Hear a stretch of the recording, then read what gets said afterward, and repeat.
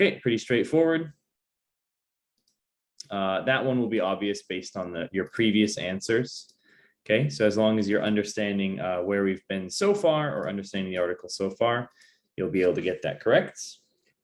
All right, you'll have some extra help. Cindy is great with decorations. Okay, so the word decorations here is also a great hint as to what that is, right? So you usually don't need decorations for a trip, move, or graduation, maybe a graduation.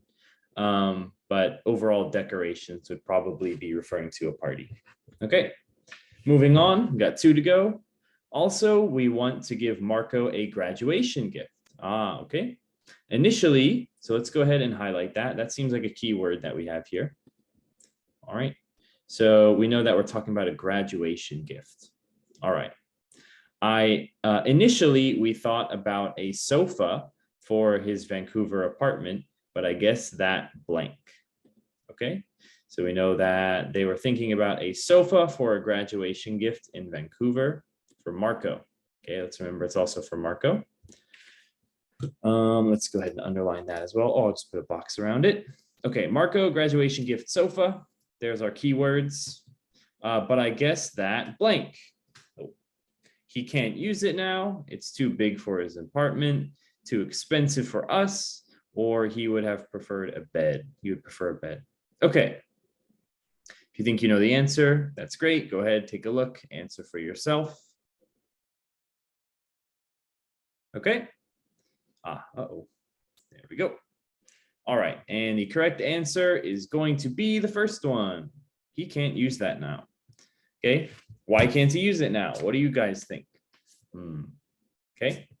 The answer why he can't use it should be obvious by the time we've talked about this. He's leaving the country, right? So obviously needing a sofa for your Vancouver apartment is not necessary when you are leaving the country to start a new job, right? So they don't think that he needs the sofa anymore. Other one, too big for his apartment. Nowhere is it mentioned in this article the size of his apartment. Too expensive for us. Nowhere is it mentioned about Mia and her money situation, her finances. So not that. And then he would prefer a bed. Not mentioned at all in this article. Okay, so this one's pretty easy actually, because there's only one that's mentioned, right? One that's able to guess. To be honest, actually, none of these are mentioned. But what we would call this is going to be an inference question. Okay, an inference question is where you have to infer or guess what this would be based on the article. Okay, so you're not going to find any of these answers written specifically here. It's just based on our knowledge of the situation. Okay. Before we continue, let me just address to you guys quickly. Oh, and let's get the boxes off of my face. There we go.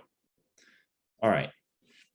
Yeah, as you go through this test, make sure that you're having an understanding of it.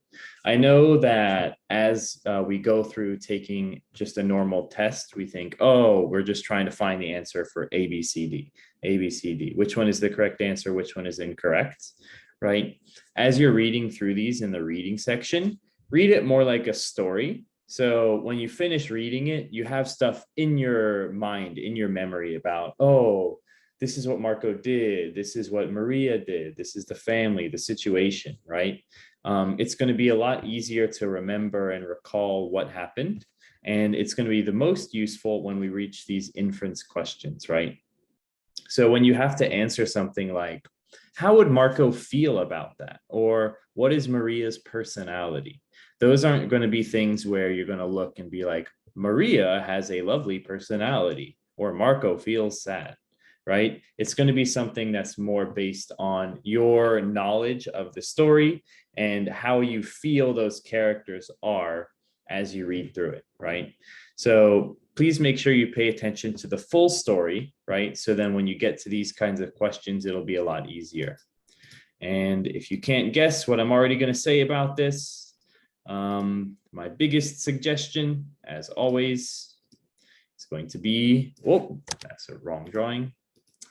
Notes, right? Always put your notes on your piece of paper. That way, if you don't understand the full aspect of the story or you don't have a full knowledge of it, you can just look at your notes and then boom, you're done. Okay, so your notes can help you when your brain can't. Okay, so keep your notes with you handy.